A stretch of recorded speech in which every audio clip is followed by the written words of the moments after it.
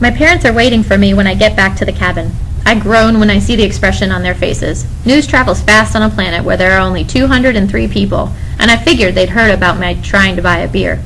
I start to explain. Look, I say, I just wanted a sip. It wasn't anything serious. Georgiana, my mother says in a calm voice. Too calm. We just got a transmission from Earth. This isn't what I was expecting. We weren't even going to tell you, but what? I'm getting a bad feeling here. My father takes off his glasses and cleans them with the corner of his shirt. He puts them back on and says wearily, Nana's been diagnosed with stomach cancer. She's dying, my mother says. Nana was the one who taught me how to swim. All those summers my parents spent at NASA or on the International Space Station, I'd go to the Jersey Shore and live with Nana in her sweet little yellow house looking out on the beach. Truth be told, those summers were the best parts of my life. I looked forward to them all year. Part of me still wishes I could have just lived with Nana forever. Your parents love you, she always says, and I know they do, but it's like they weren't the right kind of people to have kids.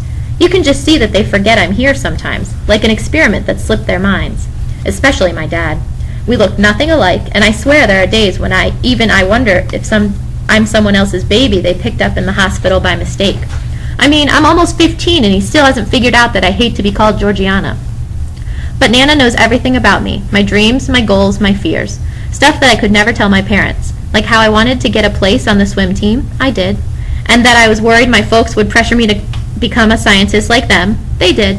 And how I wished a cute boy named Chen would kiss me. He did, behind the gym at school. It was very nice. The truth is, she's the thing I miss most from Earth. Sure, I hate the dust and not being able to take a bath or have a conversation with someone my own age, but there are days when I think I'll go crazy from the loneliness of not being able to talk to her. And every time I dream about water, I dream of Nana and me together. The two mermaids in the middle of the ocean. I just know she'd laugh at the way we live in plastic tents. Why, you all look like hamsters, she'd say, and she'd be right. She's just that kind of person. She tells it like it is.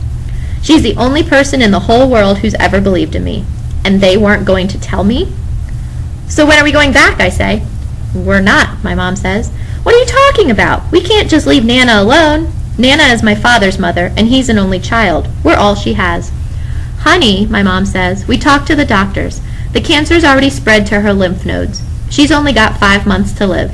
We'd never make it back in time. She'll die before we get there. You don't know that for sure. You're just guessing, I say. My dad, ever the compassionate scientist, says, statistically speaking, there's only a 5% chance that Nana would survive more than 5 months, especially given her complications. I mean, this is how they talk. Well, I don't care. I'm going.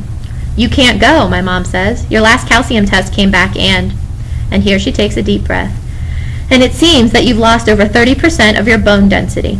So what? I'll drink a lot of milk, okay? Actually, I hate milk, especially the powdered kind we have on Mars, but I'll do anything to get back to Nana. You don't understand, Georgiana, my father says. You've lost 30% of your bone mass. No one knows what effect that will have when you get back to Earth. Your legs could shatter from the gravity, and you may never walk again.